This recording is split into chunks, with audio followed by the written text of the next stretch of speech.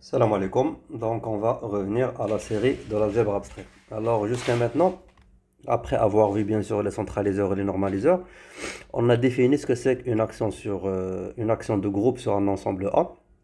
Et on a montré bien sûr quelques résultats par rapport à qu'est-ce que ça veut dire que l'action soit fidèle, qu'est-ce que ça veut dire la représentation de l'action, d'accord? Donc c'était finalement l'homomorphisme de groupe qui va du groupe en fait vers le groupe symétrique de l'ensemble, c'est-à-dire quoi? C'est-à-dire que on peut voir chaque action individuelle des éléments du groupe sur l'ensemble A comme une permutation des éléments d'A. Donc en gros, c'est ce qu'on avait fait jusqu'à maintenant. Alors pourquoi j'ai introduit la notion des actions de groupe, malgré bien sûr qu'on va en parler plus en détail dans le futur, c'est pour introduire la notion de stabiliseur et de kernel qui dépendent bien sûr de la notion de l'action, d'accord? Parce que normaliseur et les centraliseurs, tout simplement, ils sont définis par la LCI du groupe. Par contre, les stabiliseurs, on ne dit pas les centraliseurs d'une partie A dans G, on dit les stabiliseurs de A dans G dans le sens que le G, il va opérer sur le A. Donc le A, elle n'est pas forcément dans G.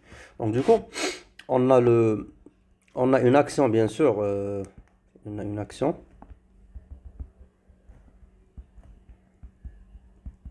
du groupe G sur un ensemble A. Donc on a ce petit point qui symbolise l'action, qui va de G fois A vers A. Donc du coup, il prend un petit G et un petit A dans A. Et on fait le G.A, c'est-à-dire que l'action de petit G sur l'élément A.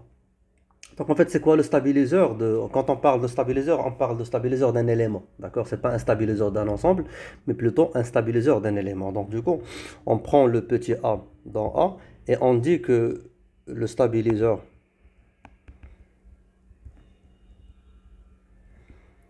du groupe G sur l'élément A, bien sûr dans A, est défini par, on l'appelle G petit a pour dire que c'est le stabiliseur de A. C'est les éléments petit g dans G tels que l'action de ces éléments G sur A, tout simplement c'est A. C'est-à-dire quoi? C'est-à-dire que les éléments de G qui stabilisent A. Donc du coup, les éléments de G qui ne font rien réellement sur A en termes d'action. Donc qui font aucune permutation finalement sur l'élément, ils laissent l'élément intact, d'accord?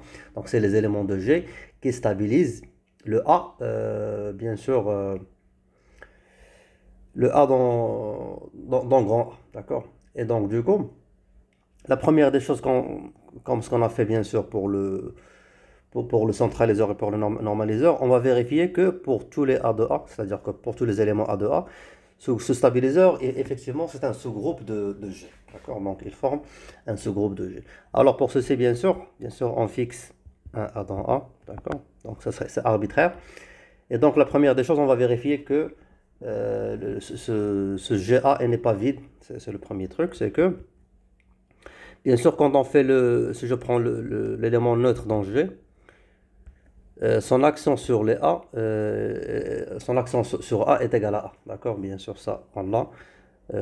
C'est un des axiomes de l'action. Ce qui fait le 1, il fait partie des stabiliseurs. D'accord? C'est un stabiliseur, c'est un déstabiliseur pardon, c'est un déstabiliseur de A. Donc du coup, ceci implique bien sûr que le GA n'est pas vide. Hein, c'est la première des choses. Alors deuxièmement, si on prend si je prends un élément petit g dans GA, on va vérifier que son inverse est dans GA. Donc ce qu'on va faire, c'est que, rappelons qu'on a le 1 qui agit sur A, il laisse le A intact, ce qui fait le 1, tout simplement, c'est le G-1G. Donc du coup, ceci implique que le G-1G point A est égal à A. Bien sûr, par l'axiome de l'action, c'est que ça est égal à G-1 qui agit sur G qui agit sur A. Donc rappelons que G il fait partie de G. A, c'est un stabiliseur, ce qui fait le G.A est égal à A. Ceci implique que le G.A est égal à A. Donc, du coup, je vais avoir G-1 point A est égal à A. Donc du coup, ça implique finalement que le G-1.A est égal à A. Et donc du coup, le G-1, il fait partie du stabiliseur de A. Donc là, on a montré que le sous-groupe est stable par inverse, que le GA est stable par inverse. Donc troisièmement, si je prends un G1, G2 dans GA, et on veut vérifier est-ce que leur produit, ou bien leur composition, il va faire partie de GA. Donc on a, si on fait le G1, G2, point A, ça c'est quoi normalement? Ça c'est le G1 point G2.A, c'est la définition normalement c'est un accent de l'accent, donc du coup ceci est égal à le G2, bien sûr il fait partie du stabiliseur. Ça veut dire quoi? Ça veut dire que le G2.A c'est A, ce qui fait je vais avoir A, et le G1 bien sûr il fait partie du stabiliseur, donc du coup le G1.A est égal à A. Donc du coup on a vérifié que le G1 G2.A est égal à A, et donc du coup ça veut dire finalement que le G1 G2 c'est un élément de GA, donc il est stable par produit ou bien par composition. Donc du coup ceci implique finalement que le GA est un sous-groupe de G.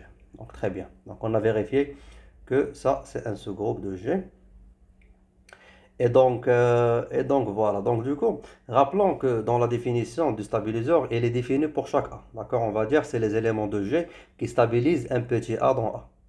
Par contre, est-ce qu'on peut avoir un ensemble qui va, ou bien voilà, un sous-groupe qui va stabiliser tous les petits A dans A. D'accord, donc du coup, ça existe bien sûr, c'est ce qu'on appelle le kernel de l'action finale. D'accord, donc du coup, ça bien sûr, on l'a déjà vu quand on a parlé de l'action. Donc le kernel de l'action est défini par. En fait, je vais écrire le cœur de. Ça dépend. Il y a des. Bon, parfois, on peut donner des notations. Parfois, on va dire tout simplement c'est l'ensemble. Bon, je vais garder le cœur de point pour dire que c'est le cœur. Parce que généralement, quand on parle d'homomorphisme, pour les homomorphismes et ainsi de suite, on fait le cœur de phi, par exemple. D'accord? Avec phi qui est l'homomorphisme.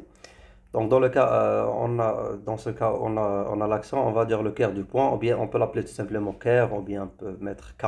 D'accord? Donc, du coup, c'est pas important. L'essentiel, c'est quoi? C'est les G dans G, tels que le G.A est égal à A, mais pas pour un A particulier, c'est pour tous les A dans A. Donc, du coup, tous les A dans A. Donc, du coup, on peut voir déjà que, bon, on va vérifier bien sûr que le cœur, je pense qu'on l'a déjà vérifié.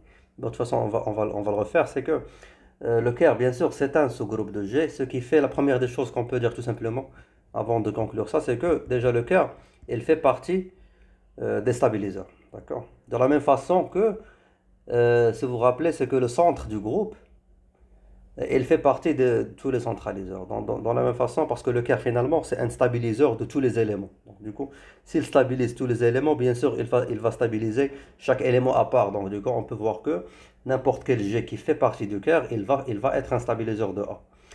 Et donc, du coup, on a cette implication. Mais bien sûr, ça, c'est pas tout simplement une simple inclusion. Ça, c'est une inclusion, bien sûr, ou bien une relation de sous-groupe. Et on va bien sûr vérifier que déjà ça, c'est un sous-groupe. C'est simple, c'est que tout simplement, on sait très bien que, bien sûr, le 1.A est égal à A. Ce qui fait, ceci implique que le 1, il fait partie. Bien sûr, ça, et le 1.A est égal à A, ça pour tous les A de A. Donc, comme j'ai dit, c'est le deuxième axiome de l'action, ce qui implique que finalement, le 1, il fait partie du cœur de point. Alors, pour le premier point, il suffit juste de dire que le 1.A est égal à A pour un certain A. Donc du coup, il va faire partie, il va appartenir au stabiliseur. Mais là, c'est le kernel, ce qui fait, il doit stabiliser tous les éléments. Donc du coup, c'est pour ça, il faut garder quel que soit A dehors.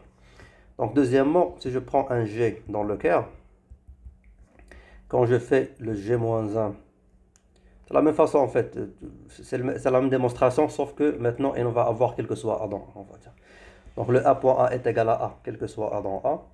Cela veut dire que le G-1 G.A est égal à A, quel que soit A de A. Donc du coup, ça c'est le G-1.G.A est égal à A, quel que soit A dans A. Et bien sûr, le fait que G il fait partie du quart, parce qu'il va stabiliser le A, quel que soit A dans A, on va avoir G-1.A est égal à A, quel que soit A dans A, ce qui fait le G-1, il est dans le quart. Donc pour le G1, G2, je ne vais pas le faire parce que comme j'ai dit, c'est exactement la même preuve, la même démonstration, sauf que il faut bien sûr regarder le quel que soit A dans A, parce que la preuve du stabiliseur, elle est faite pour un A en fixant un petit A dans A, parce que par contre là, on doit bien sûr vérifier que toutes les étapes elles sont correctes et elles sont vraies pour tout A dans A. Donc du coup, je ne vais pas faire la troisième qui dit que le G1, G2, il fait partie de quart de point pour un G1 et un G2 dans le quart. Et donc, du coup, finalement, on conclut bien sûr que le quart de points, c'est un sous-groupe. Et comme j'ai dit, ce sera un sous-groupe de stabiliseur, qui est bien sûr un sous-groupe de G. Donc, on a bien sûr, comme le cas de normaliseur et les centraliseurs, on a une chaîne de sous-groupes. Alors, on va faire un exemple, on va faire deux exemples. Alors, l'exemple intéressant, comme j'ai dit, c'est que c'est les groupes d'hydro, parce qu'on peut voir que de toute façon, la définition du groupe dihydral, il est défini par son action sur le polygone et particulièrement par son action sur le sommet de polygone. Donc de la même façon, si je considère le G est égal à, si on considère le G est égal au groupe dihydral D8, donc qui agit finalement sur un carré, et donc du coup, son action, elle va être faite sur l'ensemble A des sommets, c'est-à-dire que les 1, 2, 3, 4.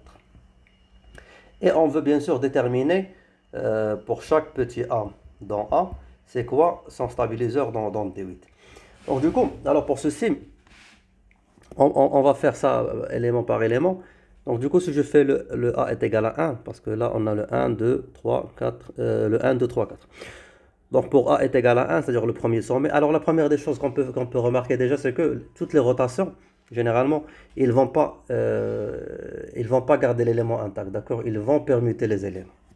En fait, quand on a le carré, on va dire ça c'est le 1, c'est le 2, 3, 4. Quand on fait une rotation, par exemple par R, ça devient le 1, 2, 3, 4. Donc du coup, il n'y a aucun élément qui reste dans sa place. Ça c'est la rotation finalement, d'accord? N'importe quelle rotation, le R carré, le R3. Bon, dans D8 on a jusqu'à R3, mais généralement on est dans un D2N. Donc du coup, n'importe quelle rotation à partir de R jusqu'à le Rn-1, ils vont tous permuter les éléments. Et ça, bien sûr, c'est défini par le fait que quand on fait une rotation R plus I, à la puissance I, pardon, euh, quand il agit sur le 1, 2 jusqu'à N, vers le 1, 2 jusqu'à N, il prend par exemple, là on va dire RK, c'est mieux, il prend un I, et ce qu'il fait, il fait le R plus, on va dire, pardon, il fait le I plus K. Bien sûr, on va dire modulo, ou bien au lieu de dire modulo, on va dire tout simplement le I plus K, avec la condition que la condition bien sûr que quand on fait le n plus 1 est égal à 1 et quand on fait le 1 moins 1 est égal à n. D'ailleurs c'est la même chose, d'accord? C'est-à-dire quoi? C'est-à-dire que à chaque fois bien sûr qu'on est dans le, par exemple qu'on est dans le sommet par exemple, si on est comme ça on va dire par exemple 1, 2, 3, 4. Ça, c'est après la rotation, bien sûr, R. Quand on fait une nouvelle rotation, on va avoir tout simplement, ce sera le 1, le 2, le 3 et le 4, bien sûr, parce qu'on est parti dans 4 est égal à n dans ce cas-là. Donc, quand on fait le plus 1 pour faire la rotation ou bien la permutation, ça va être tout simplement le premier point, le 1. C'est pour cette raison qu'on dit ça. Parce qu'en fait, ça, c'est un peu différent du modulo dans le sens que, ouais, c'est vrai, ça reste un modulo. Parce que quand on fait, par exemple, si par exemple on fait la modulo n, quand on fait le 4 plus 1 modulo, pardon, quand on fait le 3 plus 1 modulo 4, ça va être 4 modulo 4. Généralement, on fait le 0, le plus petit représentant. Alors que c'est pas vrai, donc du coup, ça doit être 4. Donc c'est pour cette raison que on évite le modulo. Donc je pense que je m'arrête là. Dans la vidéo prochaine, on va bien sûr continuer à déterminer les stabiliseurs des sommets du carré. Donc on se voit dans la vidéo prochaine, Inch'Allah.